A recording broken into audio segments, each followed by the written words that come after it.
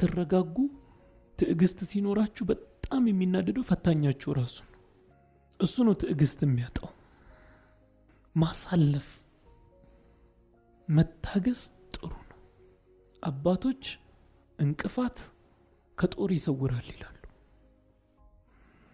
ከዛ ጦር ተወርውሮ የሄደ እንቅፋት ሲመታው አንድ ሰው ቢወድቅ ከላይ ከተወረወረው ነገር ያልፋል። ስለዚህ አንዳንዴ ከባሰው ነገርም እንድንሰወርበት ሊሆን ስለሚችል በጣም መታገስ ያስፈልጋቸዋል። ቸኩለው እርምጃ የሚወስዱ ሰዎች በሙሉ አንድም ቀን የተሳካ እርምጃ ወስደው የተሳካ ውጤት አግኝተው አያውቁ።